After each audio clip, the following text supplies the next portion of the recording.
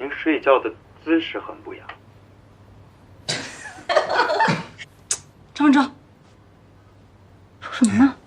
哎，不是，夸夸你啊，观察很细致入微。谢谢妈的夸奖，但是我想跟您说，您以后不要随随便便打我老婆了。咱们以后有话就好好说，您不要动手动脚的啊。你以为你跑得了啊？还有爸，以后啊，周晓她在睡觉的时候，您不要强迫她起床，让她多睡一会儿，她嫌我很辛苦的。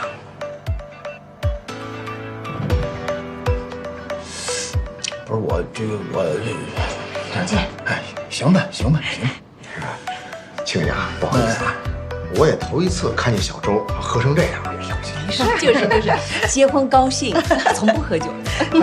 爸，您想跟妈和好，您就直说，不要老是扭扭捏捏的，一点影响我。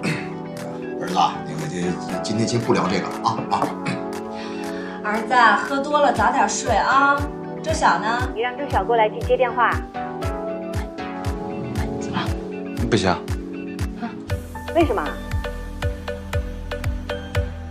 因为她是我的。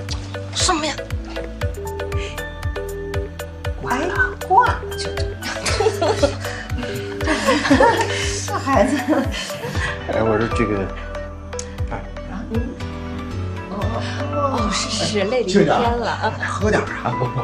不喝，他不喝吗？他不喝。咱也别麻烦人。行，好，好嘞。君姐早点休息，太麻烦了。明天喝，好。哎，早休息啊！早点休息。好。哎，上楼梯。张文正，在。你喝醉了，我命令你现在就去睡觉。没有，我不睡。哎，你为什么不睡呀？你都喝醉了。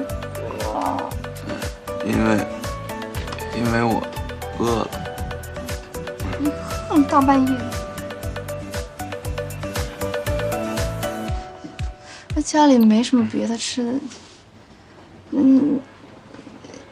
吃点花生和枣。哎，我们今天晚上只能靠他们果腹了。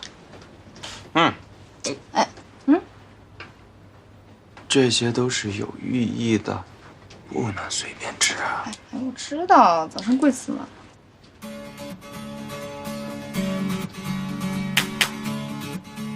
你干嘛呀？早生。贵子，老婆，你别动。